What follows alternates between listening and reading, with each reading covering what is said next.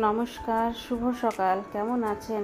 এই যে ছেলে আমার স্কুলের জন্য রেডি হয়ে গেছে, ততক্ষণ চলে এলো ভ্যান, স্কুলের ভ্যান।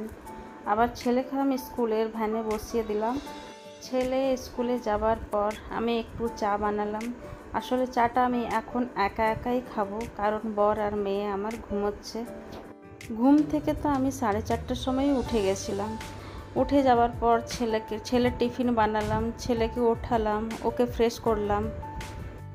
বাচ্চাদের জন্যে মারা যে কত কষ্ট করে সেটা এখন আমরা বুঝতে পারলাম যখন আমরা মা হলাম।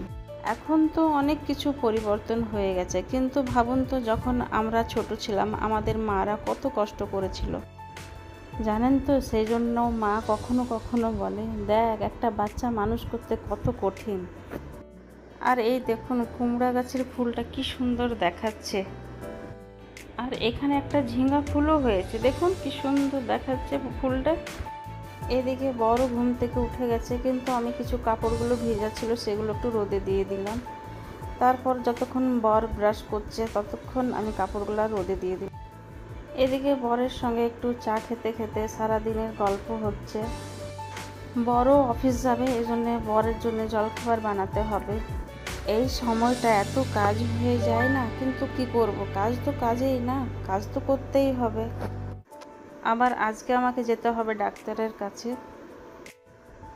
আর এদিকে দেখুন আমার জলখাবার রেডি হয়ে গেছে। বর ওদিকে স্নান করে নিয়েছে, বরকে দিয়ে দিলাম জলখাবারটা। ও যতক্ষণ জলখাবার খাচ্ছে ততক্ষণ ওর ব্যাগে আমি টিফিনটা ভরে দিই। আমার স্নান পুজো হয়ে যাওয়ার পর আমিও জলখাবার খেতে বসে গেলাম।